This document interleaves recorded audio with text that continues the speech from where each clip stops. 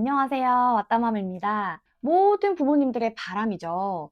우리 아이 공부 잘했으면 좋겠어요. 제가 8년 동안 영어학원에서 아이들을 가르치면서 공부를 잘하는 친구들과 공부를 조금 어려워하는 친구들, 이 두 그룹의 친구들을 정말 다양하게 만났었는데요. 학습 능력이 뛰어난 친구들은 그 부모님부터 다르더라고요. 정말 신기했어요. 공부 잘하는 학생들, 부모님들만의 갖고 계신 공통점이 있는 거죠. 오늘은 제가 직접 경험한 내용과 교육 전문가들의 내용을 함께 정리해서 공부 잘하는 아이의 부모님들의 5가지 특징 알려드리도록 하겠습니다. 약 10분 정도 되는 오늘 영상 보시고 나면 부모님들이 아이에게 어떻게 해주셔야 공부하는 데 도움이 될지 확실히 아실 수 있을 거예요. 제가 학습 상담을 하면서 공부를 잘하는 아이의 부모님들께 집에서 어떻게 공부시키시는지 여쭤본 적이 있거든요. 그러면 해주시는 말씀이 공부를 아이에게 시킨다기보다는 아이가 계획을 세워서 공부를 할 수 있도록 집에서 지도를 해주신다고 하셨고, 그 다음으로 해주신 말씀이 공부를 짧게 끊어서 시켜주신다라고 하더라고요. 그러니까 처음부터 2시간, 3시간씩 앉아있게 하는 게 아니라 아이가 충분히 해낼 수 있는 분량부터 시작하신다는 거예요. 우리 아이가 집중할 수 있는 시간, 최대 몇 분까지인지 부모님들이 잘 알고 계시잖아요. 그래서 그 시간에 맞춰서 공부를 계획을 해주시는 거죠. 예를 들어서 한 번에 많은 과목을 연달아서 하기 힘든 아이 같은 경우에는 집에 와서 첫 번째 과목 30분, 저녁 먹고 두 번째 과목 30분, 그리고 자기 전에 책 읽기, 이런 식으로 시간을 분배해 주시는 분들이 있었고, 정말 어린 친구들 같은 경우에는 15분, 20분 이렇게 짧게 계획을 하셔서 시간표를 만들어서 아이와 함께 실천하시는 분도 계셨어요. 짧은 시간 동안 집중해서 공부를 하고 계획한 것을 다 끝냈을 때 해냈다라는 느낌이 들게 해주시는 거죠. 그러다 보니까 아이는 공부가 힘든 일이 아니라 내가 짧은 시간 안에 해낼 수 있는 일이구나 라고 느끼게 되고, 그렇게 작은 성취감이 계속해서 쌓이다 보면 나도 할 수 있다라는 생각이 들어서 더 큰 목표를 가지고 공부 시간을 늘려나가겠죠. 아이가 이렇게 성취감을 느끼다 보니까 공부에 재미도 생기고 할 수 있다라는 자신감도 생겨서 더 열심히 하게 된다고 하더라고요. 그래서 공부 잘하는 아이의 부모님들은 이런 시간을 반복하시다가 서서히 공부 시간을 늘려나가시는 모습이 많았어요. 저는 8년 동안 초등 영어 강사로 일을 하면서 정말 많은 학생들과 부모님들을 만났는데요. 그때 영어를 가르치는 것뿐만 아니라 아이들의 학습 환경과 교육 방향에 대해서 학부모님들과 상담하는 시간도 정말 많았거든요. 그런데 공부 잘하는 학생들의 어머님들과 상담을 할 때마다 느껴지는 부분이 항상 똑같은 거예요. 아이가 무엇을 해도 어떤 결과가 나와도 항상 믿고 응원해 주시는구나. 예를 들어 우리 아이가 시험을 잘 못 봤을 때 보통의 학부모님들은 선생님 우리 아이 어떤 문제집 더 시켜줘야 될까요? 어떤 학원을 더 보내야 될까요? 이런 반응이 대부분이신데, 공부 잘하는 아이의 부모님들은 보통 이렇게 말씀을 하세요. 결과는 조금 아쉽지만 우리 누구누구가 이번에 정말 열심히 했거든요. 아, 얘도 많이 아쉬울 거예요. 선생님 조금만 더 응원해 주세요. 다음번에는 더 잘할 거예요. 이런 식으로 말씀을 하신다는 거예요. 그러니까 오히려 제가 부모님께 말씀드려야 될 부분을 부모님께서 저한테 먼저 해주시는 거죠. 그만큼 시험이라는 결과에 집중하는 것이 아니라 우리 아이가 노력했던 그 과정을 봐주시고 응원을 해주시는 거죠. 그리고 또 이런 부모님들은 아이와의 관계도 정말 중요하게 생각하셨는데요. 그래서 공부 이외에도 아이와 함께 여행을 가시거나 아니면 같이 운동을 하거나 취미 생활을 같이 하시거나 이렇게 아이와 시간을 같이 보내려고 노력하시는 분들이 많았어요.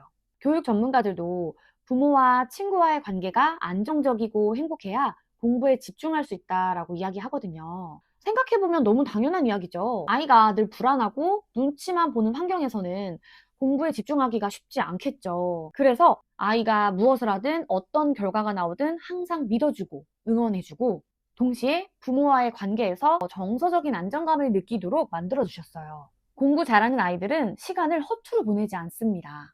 남는 시간을 어떻게 활용해야 하는지 잘 알고 있고 학습 계획도 스스로 세우려고 하는 친구들이 많아요. 그런 아이들이 항상 가지고 다니는 것이 수첩이나 플래너인데요. 저는 항상 부모님들께 아이와 함께 학습 플래너, 학습 계획표 세워주세요 라고 말씀을 드리거든요. 거창한 계획이 아니라 월요일부터 금요일까지 방과 후에 남는 시간에 무엇을 할지 계획을 세워보시는 거예요.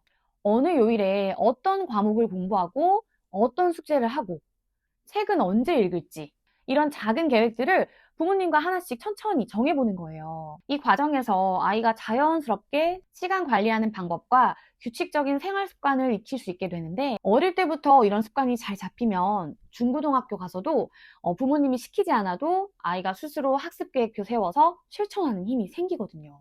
그런데 계획만 세우는 것이 중요한 게 아니라, 계획 세운 것 중에서 잘 된 것은 무엇이고 지키지 못한 것은 무엇인지 되돌아보는 시간도 꼭 가져야 돼요. 못했던 것들은 왜 못했는지, 시간이 촉박해서 못한 건지, 아니면 일정이 너무 많아서 못한 건지, 그렇다면 다음 계획을 짤 때에는 조금 더 느슨하게 짤 수도 있겠죠. 이렇게 해서 부족한 부분, 못했던 부분을 다음날 계획에 반영을 해서 다시 내일은 꼭 할 수 있도록 지도해 주시는 것도 좋은 방법입니다. 학습 능력도 저절로 올라가는 것은 당연한 일이에요. 아이 성적이 안 나와서 늘 고민하시는 부모님들을 자세히 살펴보면, 물론 아이가 학습적으로 잘 따라오지 못하는 경우도 있지만 대부분 부모님들이 관리자, 감시자의 역할이 되어 계신 분들이 많았어요. 공부 제대로 하나하나 방문 열고 체크하시는 역할, 설거지 하시면서 숙제 했나 안 했나 확인하시는 역할, 그리고 시험만 봤다 하면 오늘은 몇 개 틀렸어? 결과부터 물어보시는 분. 아이들 말 들어보면 다 알거든요. 그리고 어머님들과의 대화에서도 느껴지는 부분들이 참 많습니다. 그런데 공부 잘하는 아이의 부모님들은 다르다는 거예요. 어떤 점이 다르냐면요. 시험을 보고 오면 몇 개 틀렸어? 왜 틀렸어? 이런 결과부터 궁금해하는 게 아니라, 오늘 시험 어려웠지? 시험 어려웠겠다. 이렇게 아이의 감정에 공감을 먼저 해주시는 분들이 많고요. 빨리 숙제해. 숙제 다 했어? 라고 물어보시는 분들보다, 오늘은 어떤 숙제가 있어? 오늘 어떤 숙제가 있는지 엄마랑 같이 볼까? 숙제를 하는 그 행위보다도 어떤 숙제가 있는지, 그 숙제에 대한 내용, 그리고 숙제를 하는 과정에 대해서 관심을 가져주시는 거죠. 그래서 엄마는 검사하고 감독하는 사람이 아니라 항상 내 숙제를 함께 고민해주는 사람, 시험 결과가 아니라 시험을 준비한 그 과정에 대해서 관심을 가져주고 응원해주시는 분이 되어야 합니다. 부모가 하는 행동들을 그대로 보고 배운다고 해서 부모는 아이의 거울이다라는 말도 있잖아요. 제가 만난 공부 잘하는 아이의 부모님들도 이 부분을 정말 중요하게 생각하셨어요. 그래서 아이에게만 공부를 시키는 것이 아니라 부모님 스스로도 성장을 하기 위해 꾸준히 노력을 하시더라고요. 항상 공부법을 직접 찾아보시고 아이들에게 좋은 멘토가 되어주시기도 하고, 좋은 책과 강의를 찾아 들으시면서 아이와 함께 성장해 나가는 분들이 많으셨어요. 특히나 인상 깊었던 점은, 이런 부모님들은 아이가 공부할 때 TV를 보거나 스마트폰을 하는 게 아니라 거실에서 같이 책을 읽거나 일을 하는 등 아이가 공부하는 그 시간을 같이 의미 있게 보내셨다는 거예요. 아이에게 공부해 라고 말만 하시는 분들이 아니라 집안 환경을 그렇게 만들어 주시고 부모가 배우는 모습을 같이 보여주신 거죠. 네, 오늘 이렇게 해서 공부 잘하는 아이들 부모님들의 특징 5가지를 정리해 드렸는데요.